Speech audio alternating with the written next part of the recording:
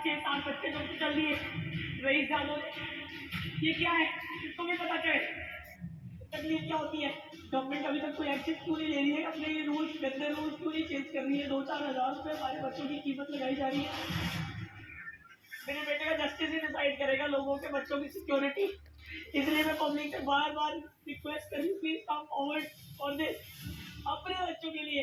मेरा बच्चा तो चला गया है, मेरे बच्चे के लिए कुछ नहीं चाहिए, मुझे मेरे बच्चे के लिए सिर्फ इंसाफ चाहिए। अपने बच्चों की सेफ्टी के लिए आओ, निकलो बाहर, निकलो बाहर, निकलो। हाथ जोड़ने वाली दिल्ली की इना मातन को लगता है कि उनके बेटे साहिल को न्याय मिलेगा, तभी फिर देश में और किसी साहिल की जान कोई नाबालिग और रईस ज्यादा नहीं लेगा, न ही फिर कानून की कमियों का फायदा उठाकर वो बच पाएगा। 3 फरवरी को साहिल को इसी स्कॉर्पियो ने कुचल कर मार दिया, जिस गाड़ी को नाबालिग लड़का चला रहा था। दावा है बगल में बैठी उसकी बहन रील के लिए वीडियो बना रही थी, जिसने ठीक हादसे से पहले का वीडियो एडिट करके पोस्ट तक कर दिया। वो रील के चक्कर में फ्रॉम द स्टार्ट वो गलत लेन में चला रहे थे, उनका ध्यान रील पे ही था, एक्सीलेटर पे ही था, वो अपनी लेन में भी नहीं चला रहा था लड़का। और रीलबाजी के चक्कर में जो है ये उन्होंने मेरे बच्चे को उड़ा दिया, क्योंकि उनका ध्यान बिल्कुल भी नहीं था, वो बिल्कुल दूसरी लेन में चला रहे थे। और जब दूसरी लेन में सामने से बस आई तब उन्होंने उनको होश आया कि हम इस लेन में चल रहे हैं, और उन्होंने वहीं से बस के सामने से स्टंट मारा है। और बस के जस्ट पीछे मेरा बेटा था, उसे साइड देखने के लिए ऐसे ही किया है, बस में उड़ा दिया उसको। जो सिस्टर थी वो एक वीडियो जरूर रिकॉर्ड कर रही थी, और रील बनाने वाली बात जो है उसमें कई जो वीडियोस हैं उसको एग्जामिन करना बाकी है।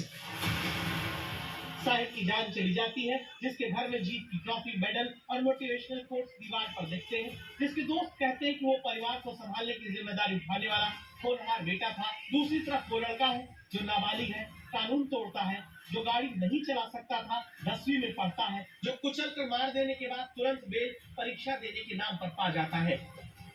देखो, एक बंदा होता है ना जो बहुत इंस्पिरेशनल और मोटिवेटिंग होता है, और इतना हार्ड वर्किंग बंदा मैंने आज तक अपनी जिंदगी में देखा था ना। मैं अपने किसी और दोस्त को बोल सकता हूँ कि वो सिर्फ मेहनत करता है अपनी फैमिली के लिए और खुद के लिए।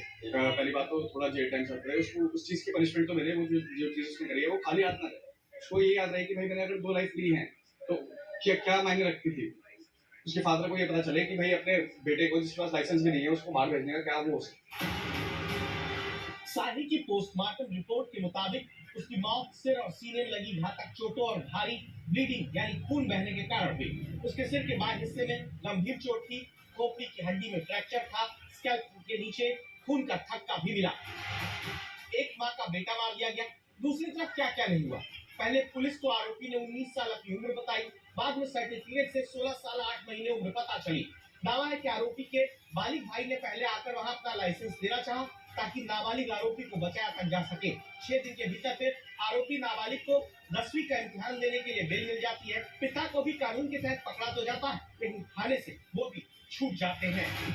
लड़के ने अपनी इनिशियल पूछताछ में अपनी एज 19 साल बताई, जिसपे तुरंत एफआईआर दर्ज करी गई। एफआईआर दर्ज करने के बाद जब डॉक्यूमेंट सारे प्रोड्यूस कराए गए तो पता चला कि उसका फादर उस समय आउट ऑफ दिल्ली था, और उसको बुला के सारे डॉक्यूमेंट्स मंगाए गए तो पता चला कि उसकी एज 17 साल कुछ महीने है। जुवेनाइल जस्टिस बोर्ड ने उसको ऑब्जर्वेशन होम में भेज दिया। ऑब्जर्वेशन होम से अभी 10 तारीख को उसको एग्जामिनेशन के चलते रिलीफ मिला है, और फर्दर इसमें जो फादर है एक्यूज का जुवेनाइल का, उसको भी हम चार्जशीट कर रहे हैं। जब भी कोई